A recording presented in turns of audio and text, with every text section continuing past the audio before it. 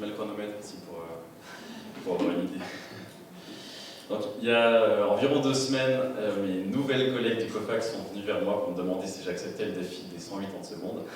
J'ai accepté, forcément, parce que je trouve le concept cool et que 2 semaines et demie, ça me paraissait super loin. Il faut savoir que pour un graphiste, 2 semaines et demie, c'est énorme.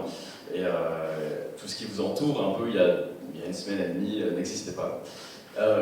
Et en fait, forcément, c'était à prévoir. Cette semaine a été chargée, très intense. Et hier, c'était la veille du vernissage et je ne savais toujours pas ce que j'allais vous dire ce soir. Donc c'est actuellement mi-impro, mi-je sais ce que je vais vous dire. Et ça résume assez bien en fait l'expérience que j'ai eue quand j'ai préparé cette exposition. Parce que on a des idées, on a des plans, on sait ce qu'on veut faire. Et au final, il faut quand même improviser parce que la réalité elle est différente que dans la tête. Et il faut faire des compromis. Ça commence déjà à la création d'un visuel pour la BCU, il ne faut pas mettre trop en avant les livres parce qu'il y a la médiathèque aussi, où il faut faire quelque chose de fun et de jeunes parce que la BCU souffre de sa réputation poussiéreuse et en même temps il ne faut pas tomber dans le ridicule parce qu'elle a des belles valeurs à transmettre.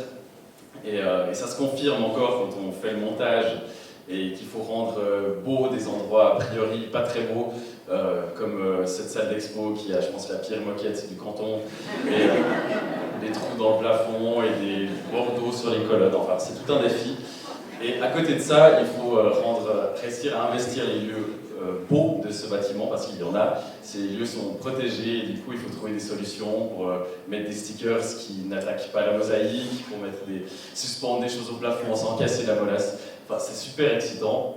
Et je l'ai vu en faisant la timeline de cette BCU, enfin en mettant en page cette timeline, que durant toute l'histoire de la BCU, elle a réussi à improviser, à traverser les générations en étant toujours dans le coup, et ça l'est toujours.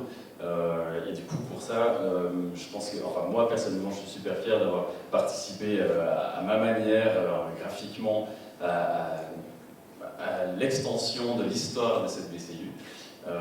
Et du coup, il me reste, je suis vraiment trop rapide, il me reste 2 minutes. Je vais couper, ouais. Mais j'en profite pour remercier l'équipe de la BCU qui m'a fait confiance, qui fait confiance à des jeunes qui n'ont a priori pas une masse d'expérience.